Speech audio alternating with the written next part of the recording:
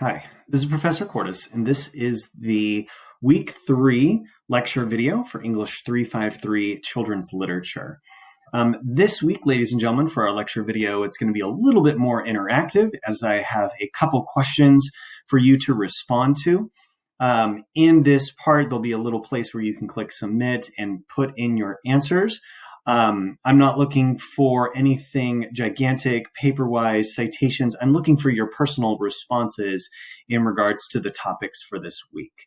So I've listed 3 questions that gear towards the reading, the additional videos, lecture videos that I've posted as well, and then kind of identifying your own based upon the readings and the lecture. So kind of a combination of all, and I'll show you that in just a moment. But this week, ladies and gentlemen, we need to talk about civil rights, the idea of representation in children's literature.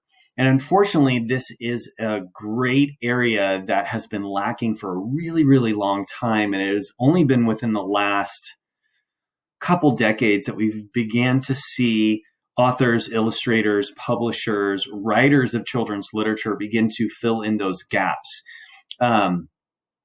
When you look here, actually, let me go over those questions first. These questions are written down here for you below. It says, once you've completed viewing the lectures, post your answers here, answers and responses here. These questions make this a little bit bigger so you can see it. Based on your reading of The Watsons Go to Birmingham, what do you believe a child's takeaway from this novel would be and why? What do you think the child reader will understand, comprehend, and learn from this story? So we need to remember that when we look at children's literature, we have to take into account the child. When a child reads The Watsons Go to Birmingham, what do you believe their biggest takeaway is in regards to civil rights, in regards to minorities, in regards to the time era in which the book is presented? They may have a different take of you and I.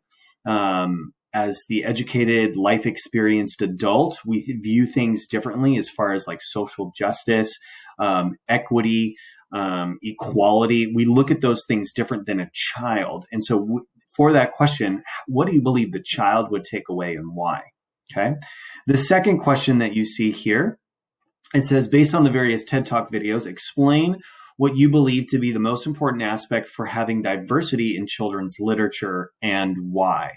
The great videos here, Representation Matters, Diversity in Children's Literature, Lifting Black Voices in Children's Books, Kids Need Diverse Literacy. All of those TED Talks are phenomenal because they offer the perspective of what is needed for the reader.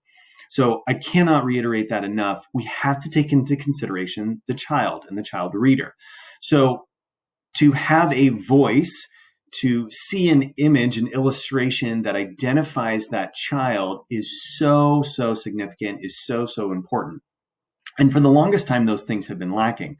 That's why we have this conversation about what is it about civil rights that we need to discuss? What is it about hearing a voice that is someone different, right? Not only different from ourselves, but also something that we can connect with that is different from everyone else.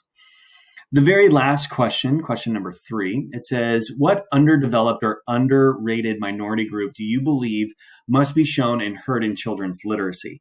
Explain that group and why it would be beneficial for young readers. So there's lots of things because you need to take into consideration the child. Is this a Hispanic reader? Is this a child with disabilities?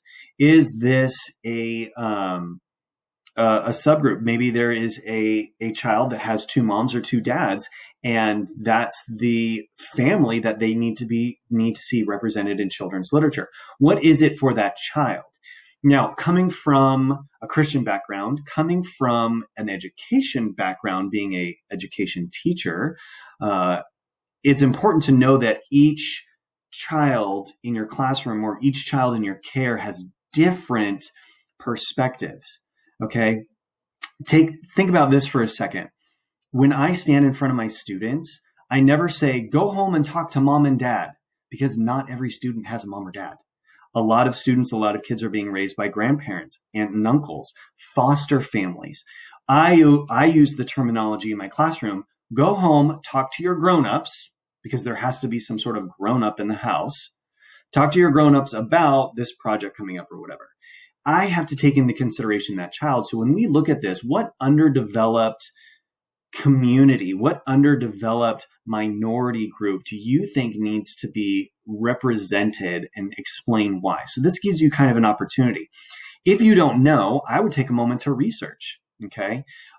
There's lots of books out there that just give us small glimpses of hope about representation in minority groups and in subgroups. However, it's still not as rich and as vibrant as it needs to be. I don't want this to be a downer. That's just the reality of where it is. Okay. So those are your 3 questions. I've listed them here. You guys can see them here. This is kind of the question number 3 is more of the application question, because I want you to help identify the voices that cannot be heard. Okay. Living in the world that we are today, it's important that voices be heard, and stories matter.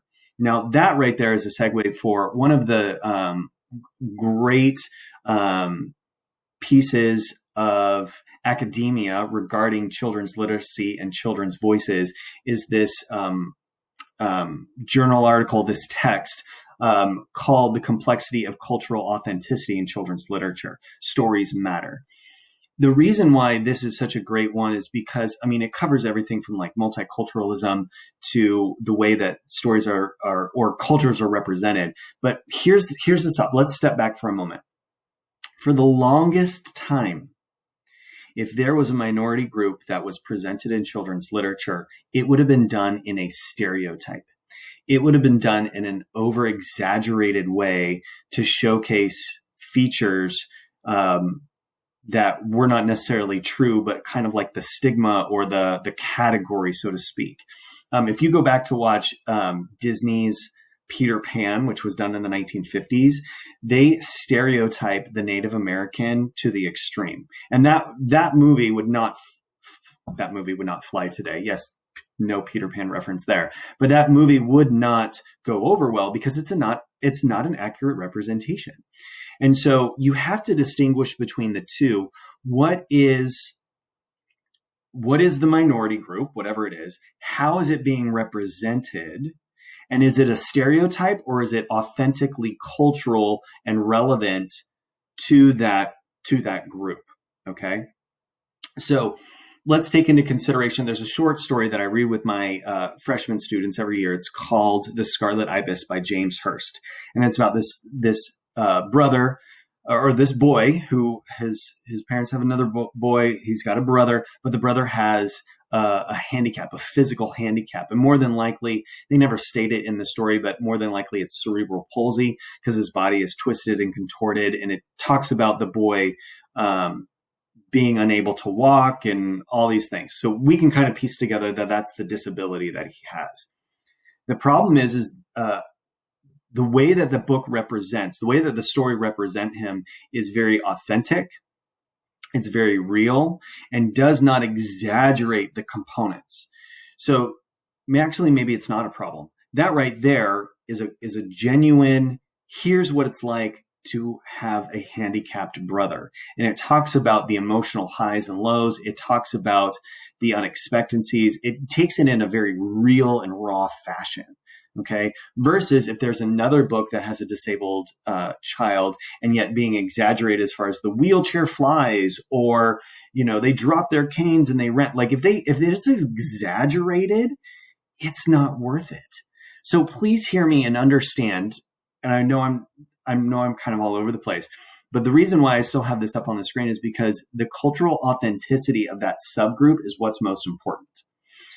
Again, for the longest time, stereotypes, over-exaggeration, things out of the realm would be presented as, here's the African American community. Here is the Asian community. Here is the Native American community, right? They have just these overgeneralizations that were not necessarily true. And it was a misrepresentation for the child.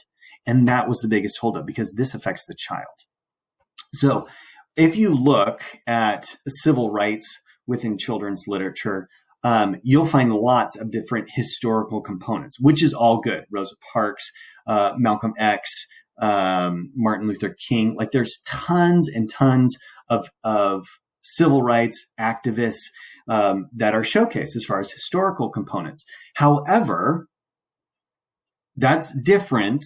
Having a historical document, having a book that talks about Martin Luther King and what he did for this country is different than having a story about the struggles of African Americans, let's say in the 1960s and 70s, that's accurate and authentic. Okay. So when you look at the Watsons Go to Birmingham, when you look at any text that deals with a minority group, someone's that voice that needs to be heard, you have to take into consideration, is this authentically being represented? Okay. Taking multicultural literature in graduate school, I went back and I did a very gigantic annotated type project on African American representation in literature in the 1960s and 70s, primarily focusing on children's literature. And it was very skewed because the popular, well-known, well-published books would have kind of like exaggerated features in the illustrations. It was still told from a very white perspective.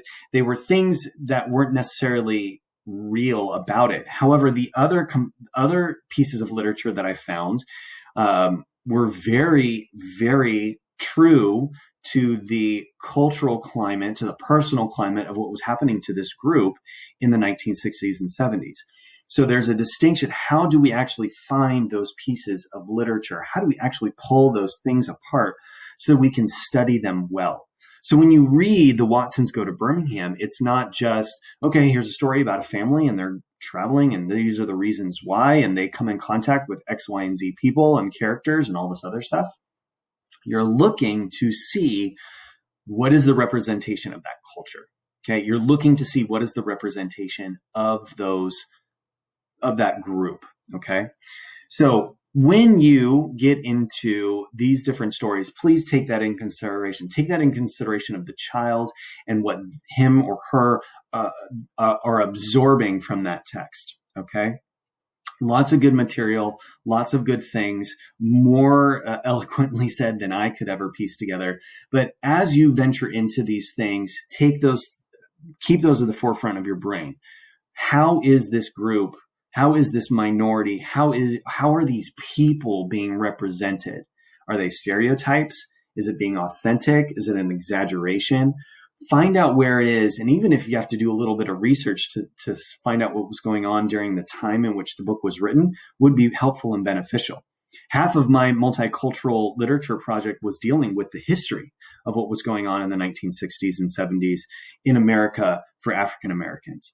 So take into consideration all of those components. Take into consideration the reader. Enjoy these texts. They're very good texts. They're so well written and so well represented. But take into consideration all of those components. When you're done, answer those questions. If you're lost, confused, or have any insight, just let me know. Enjoy. Go read, enjoy. I will talk to you guys soon.